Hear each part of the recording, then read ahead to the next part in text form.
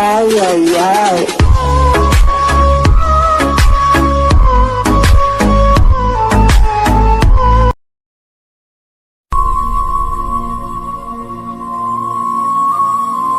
সুগা বেটা।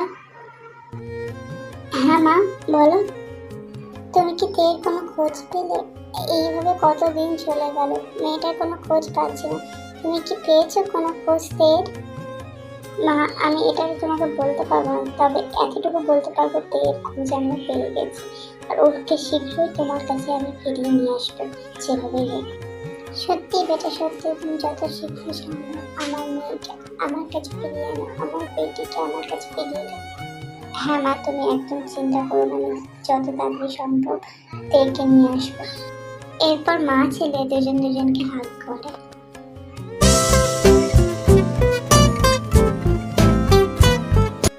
তে ড্রেসিং টেবিলের সামনে বসেছিল আর জাংকুক ওর চুল ড্রায়ার দিয়ে শুকিয়ে দিচ্ছিল। আয়নায় জাংকুকের প্রতিবিম্বের দিকে তাকিয়ে তে কিছুক্ষণ আগের কথা ভাবছিল। জাংকুক তের চুলগুলো কানের পাশে গুঁজে দেওয়ার সময় ও জাংকুকের দিকে তাকিয়েছিল। হঠাৎ নোটিফিকেশনের আওয়াজে তের ঘোর কাটতে ও আবার নিজেকে ছাড়ানোর জন্য ছটফট করতে লাগলো। ছাড়ো, কি করছো? কেন সবসময় আমার সঙ্গে এমন করছো? আমি আবার কি করলাম? তুমি নিজে এইভাবে আমাকে সিরিয়াস করছো, এতে আমার কি দোষ? যতই হোক আমিও একজন পুরুষ। আমি আমি কখন তোমাকে সিরিয়াস করলাম? আমি তো এরকম কিছু করিনি, ছাড়ো আমাকে। জাংকুকের কানের কাছে এসে বলল, এই তো এখন এইভাবে আমার সামনে এসেছো। জাংকুকে ধাক্কা মেরে তে বলল, আমি ইচ্ছে করে তোমার সামনে আসিনি, আমি জানতাম না এটা তোমার রুম, ছাড়ো আমাকে।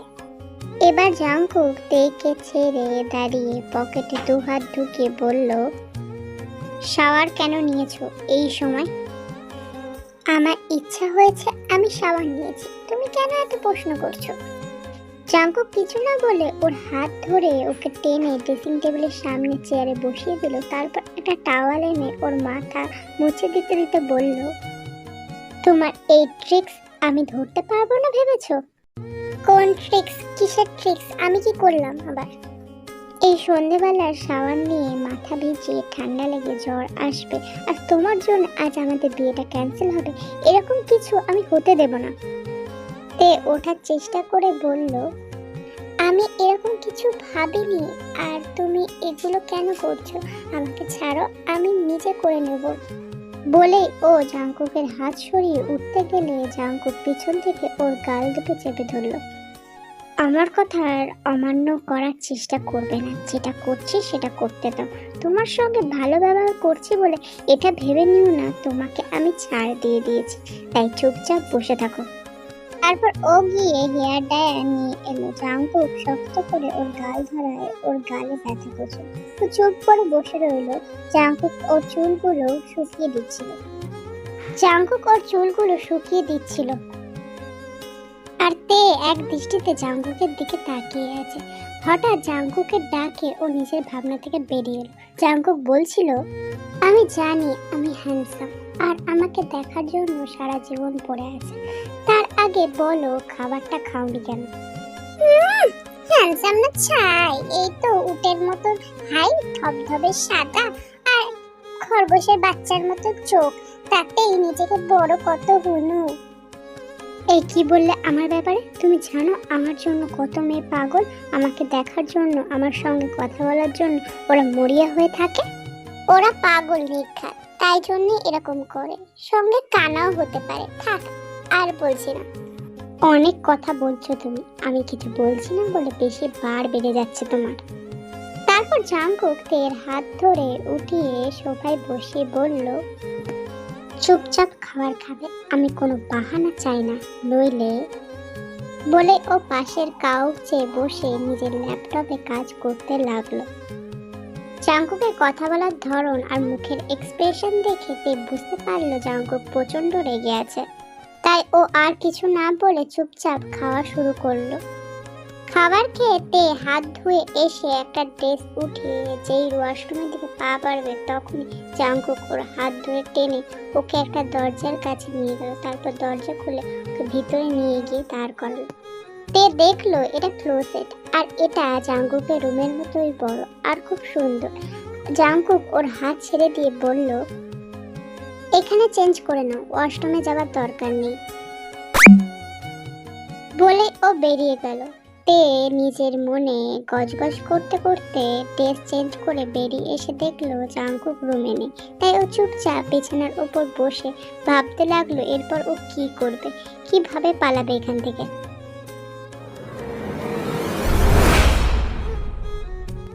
সুগা এইসব নিয়ে ভাবছিল তখনই সুগার ফোনে একটা আননোন নাম্বার থেকে কল এলো। সুগা সঙ্গে সঙ্গে ফোনটা রিসিভ করলো। হ্যালো, কে বলছেন? বেশি চালাকি করার চেষ্টা করবেন না, তাহলে ফল হিতে বিপরীত হয়ে যাবে। নিজের বোনকে সুস্থ স্বাভাবিক দেখতে চান তো নিজের কাজ চুপচাপ করুন। আমার মামলায় দখলদারি করবেন না, তাহলে ফল হিতে বিপরীত হয়ে যাবে। আর আপনি যদি বাড়াবাড়ি করেন আমিও বাড়াবাড়ি করতে পারি। হ্যালো হ্যালো, কে কে বলছেন? সুগা যে আর কিছু বলবে তার আগে ওপাশ থেকে ফোনটা কেটে দেয় জাংকুক। মাই গড, কি সিরিয়াস, কি ডেঞ্জারাস একটা ব্যাপার। একটু কোনো সাংঘাতিক কেউ হবে, না হলে তো এভাবে পুলিশকে কেউ কল করে ধমকি দিতে পারে না। যেভাবেই হোক আমাকে জানতে হবে এ কে, আর তেকে এর কাছ থেকে বাঁচাতে হবে। যেভাবেই হোক আমার বোনটাকেও শেষ করে দেবে না হলে।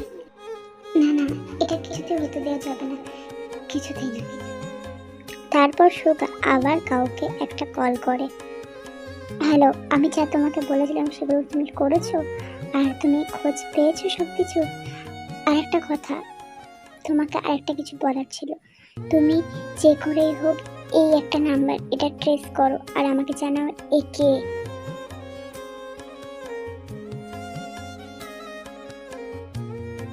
আমার সাথে ডাবল গেমিং খেলার কত শখ, তাই না? দেশ, তোমার এত বড় সাহস, তুমি আমার পিঠ পিছে এসব করে বেড়াচ্ছ আর তুমি ভাবলে আমি কিছু জানতেই পারবো না? তোমাকে কিভাবে সাহায্য করতে হবে সেটা আমার ভালোভাবে জানা আছে, আর তোমাকে তো আমি খুব তাড়াতাড়ি সাহায্য করবো। তুমি যেভাবে আমার সাথে গেম খেলেছো আমিও তোমার সাথে সেইভাবেই গেম খেলবো মিস্তি। আর তার আগে তোমার দাদাকে আটকানো খুবই জরুরি ছিল, যেটা আমি করে ফেলেছি। এদিকে জাংকুকদের বাড়িতে জিমিন সবারের কাছে গিয়ে বারণ করছে যাতে তের সাথে জাংকুকের বিয়েটা না হয়। মা ঠাম্মি, তোমরা বোঝার চেষ্টা করছো না কেন? এইভাবে হুট করে দাদার বিয়ে করে দেওয়াটা কি ঠিক হচ্ছে? আর ওই মেয়েটার ব্যাকগ্রাউন্ড কত পাওয়ারফুল, ওরা যদি জানতে পারে তাহলে দাভাইয়ের জন্য অনেক প্রবলেম হয়ে যাবে। দেখো জিমিন দিদি ভাই, এখানে আমার কিছু করার নেই, আমার হাতে কিছুই নেই। তোমার দাদা যদি তাকে বিয়ে করে, আর তুমি তো জানোই জাংকুক কেমন জেদি টাইপসের ছেলে, তো আমি কি করতে পারি এখানে? এখানে জাংকুক যখন একবার সিদ্ধান্ত নিয়েছে বিয়ে করবে তখন ও আমাদের কারো কথাই শুনবে না। তাছাড়া আমার বা আমাদের কারো সম্বন্ধটা খারাপ লাগেনি। তাছাড়া মেয়েটা দেখতে খুব মিষ্টি, আমার খুব ভালো লেগেছে ওকে। মা, তোমরা পাগল হয়ে গেছো? মেয়েটাকে ভালো লেগেছে কি দেখে বলো তো? মেয়েটা না আছে রূপ, না আছে গুণ, না আছে কোনো ড্রেসিং সেন্স, ওই রকম মেয়ে কি দাদার সাথে মানায়? কখনো কারো রূপ দেখে কথা বলা উচিত না। মেয়েটার গায়ের রং পুরোপুরি শ্যামলা নয়, একটু উজ্জ্বল। তাছাড়া ওর মুখটা পুরো মায়া ভরা, এক কথা মায়াবিনী। আর ওর সব থেকে নজর কাড়া ওর দুটো ধূসর রঙের চোখ। মেয়েটার কোনো কমতে পেলাম না আমি, শুধু গায়ের রং দেখে কাউকে বিচার করা উচিত না। আর রইল বাকি রেসপন্সেস আমরা সব ঠিক করে নেব। এরপর সবাই যে যার মতো রুমে চলে যায়। জিমিন এত বুঝেও ওদের কাউকে বোঝাতে পারে না যে তের সাথে জাংকুকের বিয়েটা দেওয়া ঠিক হচ্ছে না। কোনো উপায় না পেয়ে জিমিন নিজের রুমে গিয়ে ভাবতে থাকে কিভাবে তেকে এখান থেকে পার করবে, কিভাবে বিয়েটা আটকাবো, কিভাবে তেকে এখান থেকে পার করবো, কিছুই তো বুঝতে পারছি না, বিয়েটা যদি হয়ে যায় তেজ সর্বনাশ হয়ে যাবে। কিভাবে এত বড় সর্বনাশের হাত থেকে আমি বেরোবো? জাঙ্কুকের রুমে তে বসে বসে বিরক্ত হয়ে গেছিল। ও ভেবে পাচ্ছিল না কিভাবে এই বিয়েটাকে ও আটকাবে, এখান থেকে মুক্তি পাবে। আর এই বিরক্তির জন্য জাঙ্কুক আর ওর নিজের পরিস্থিতির উপর রাগ আসছিল। ওর মন চাইছিল হাতের সামনে যা আছে সব ভেঙে দিতে, কিন্তু এটা তো ওর নিজের রুম না হওয়ার ও কিছু করতে পারছিল না। তে নিজের ভাবনায় মশগুল ছিল, তখনই দরজায় নক করার আওয়াজে ওর ধ্যান ভাঙল। ওর বিরক্তি সহকারে আওয়াজ দিল, কে? ম্যাম, আমি রুমি, ভিতরে আসবো? হ্যাঁ, ভিতরে আসো। তে দরজা খুলে দিতেই রুমি ভেতরে আসলো। রুমির সঙ্গে থাকা ব্যাগগুলোর জিনিস দেখে তে বুঝতে আর বাকি রইলো না ও ডিজাইনার আর মেকআপ আর্টিস্ট। বলো, কি জন্য এসেছো তোমরা? ম্যাম, আমরা আপনাকে রেডি করাতে এসেছি। আপনি সবকিছু দেখে নিন সব ঠিক আছে কিনা, তারপর আমরা আপনাকে রেডি করাবো। বলা শেষ তোমাদের? এবার তোমরা আসতে পারো। আমি রেডি হব না।